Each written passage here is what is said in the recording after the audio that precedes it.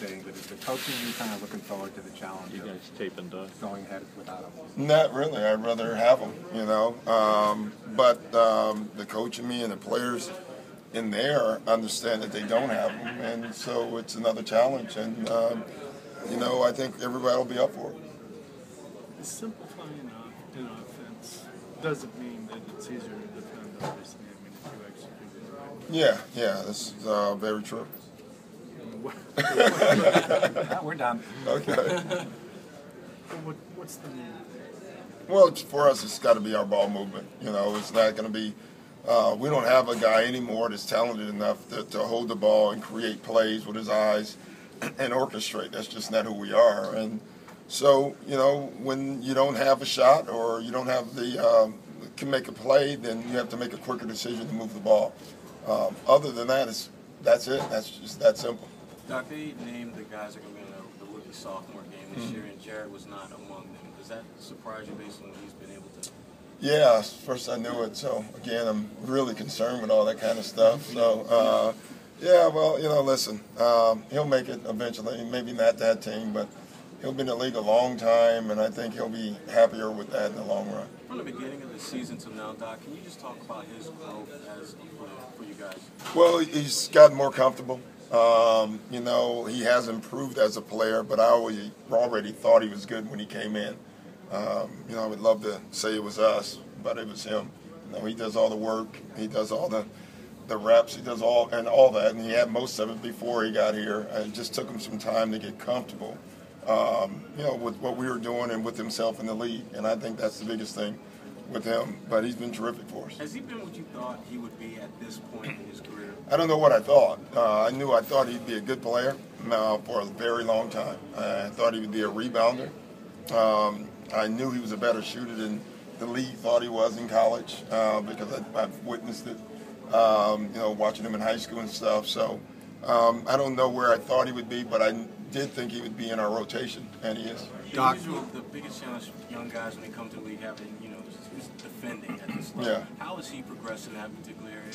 Well, he does a good job of fouling. He's been terrific.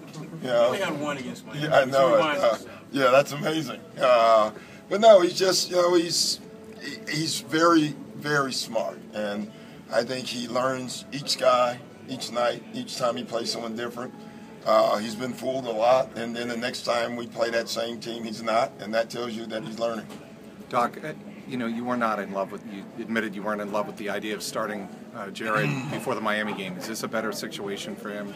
Sacramento? I don't know if it is or not, honestly. You know, we still just need as much passing on the floor as possible, even more so now. So it may be even more so the other way. But, you know, if he can stay on the floor, we can play him a lot of minutes. You knew, and you've obviously seen him a long, long time. Is he as underrated a passer in terms of a big man as he is a rebounder? Everybody knows about his rebound. Yeah, I think probably the college coaches who played against him realized he was a good passer. You know, and but the NBA probably didn't know that. You know, Jared has the I don't know if it's the luxury, but he's been trapped his entire life. You know, he's been bigger than everybody. He's in high school, and you know, so I watched him get trapped and figure it out and make passes through it.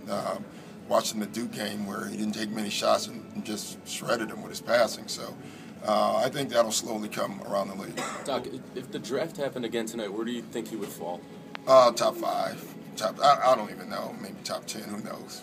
What types of things do you think the Courtney Avery backcourt might be able to do, kind of set a defensive tone at the beginning of the game? Because that's an area where you guys have had problems. Yeah, and a physical tone. You know, they're both pretty physical guards.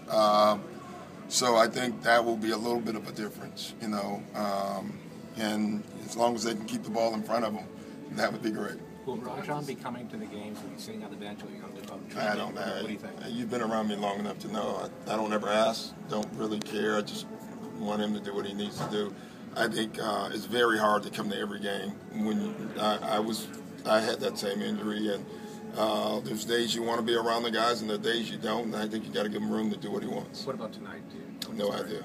Is this one of these difficult opponents, Doc? Because the record maybe isn't so good. I mean, obviously. Well, ours isn't either. Well, but they've got so much young talent. Yeah, they really do. When their talent is activated, they're hard to beat. You know, we found that out in Sacramento firsthand. Actually, the last 2 times in Sacramento. So They're a talented young team, and you know, with that talent, they have nights where they get all activated and all together as a group, and they're really good. What do you think of